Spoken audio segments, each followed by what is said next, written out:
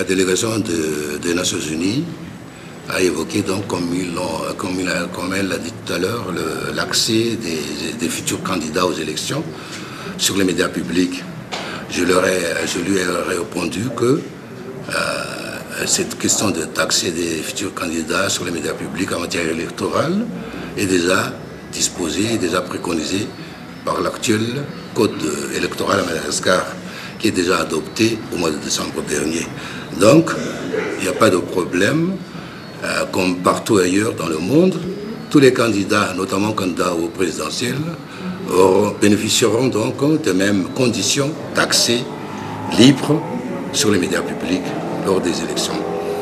Et deuxièmement, donc, en matière de collaboration avec la CENIT, j'ai déjà fait valoir donc à la délégation des Nations Unies que avant-hier, le ministère a déjà eu donc une réunion avec la commission communication de la CENIT ici au ministère pour esquisser, pour discuter de l'éventuelle collaboration entre les deux entités. Après les discussions, donc, ça a été très vite. On a décidé qu'il appartient à la CENI d'élaborer, de concevoir leurs spots, leurs sketchs, leurs émissions, leur production d'informations, se rapportant donc à l'éducation citoyenne, à la sensibilisation au processus électoral. Et le ministère avec le RTM vont offrir gratuitement la diffusion de tous ces sketchs, spots et productions d'émissions d'information. Concernant la célébration de la journée du 3 mai, comme vous l'avez déjà su donc, lors du dernier conseil de gouvernement, le ministère de la Communication a fait une communication comme quoi que pour la première fois depuis l'indépendance, la célébration nationale de la journée mondiale de la liberté de presse se fera en province. Et cette fois-ci donc à Tuléar, ce jeudi 3 mai. Et pour la première fois aussi, donc, durant mon mandat ici, mon existence ici au ministère,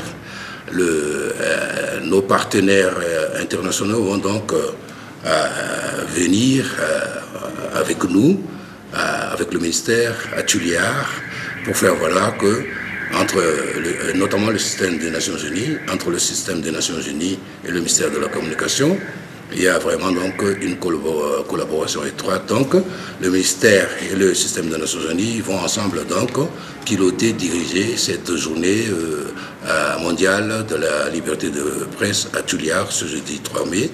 Et un représentant de chaque organe de presse sera invité et toutes les charges afférentes seront supportées par les organisateurs pour aller joindre Tuléar pour célébrer ensemble cette journée mondiale. Le programme, c'est dans la matinée, donc il y aura la célébration proprement dite, suivie immédiatement d'une conférence de débat relatif au thème adopté par les Nations Unies, c'est-à-dire que le thème adopté, c'est que le média et la liberté des médias a le pouvoir de changer les sociétés. Et le ministère, vu le contexte politico-social actuellement à Madagascar, a donc aussi mis sur la table un sujet d'actualité pour être débattu, un sujet qui s'intitule « La responsabilité des médias en temps de crise ». Et le lendemain, les choses ne vont pas finir comme ça. Le lendemain, donc, à Tuléar encore, il y aura donc la célébration d'ouverture du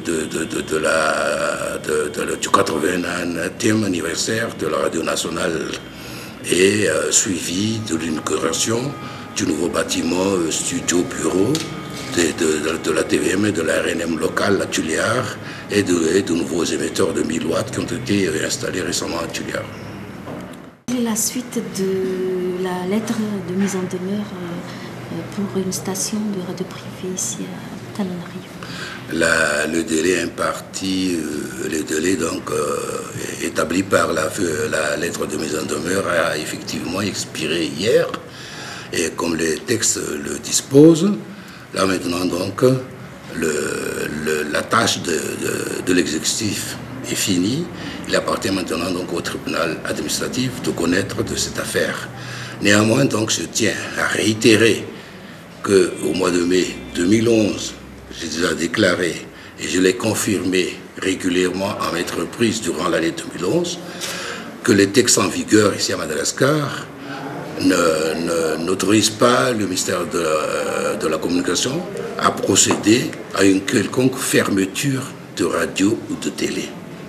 Donc, le ministère, dans cette affaire-là, ne veut pas du tout procéder à la fermeture de cette radio-là, parce que la loi l'interdit d'agir de la sorte. Donc, le fait par certains de clamer haut et fort que le ministère va fermer cette radio, c'est tout simplement un dossier hors sujet qui n'a rien à voir avec la démarche officielle faite actuellement par le ministère. Le ministère va donc, comme le texte le dispose, saisir le tribunal administratif. Il appartient au tribunal administratif de statuer sur ce dossier et laissons le tribunal administratif faire son travail en observation du principe de séparation de pouvoir disposé par la Constitution.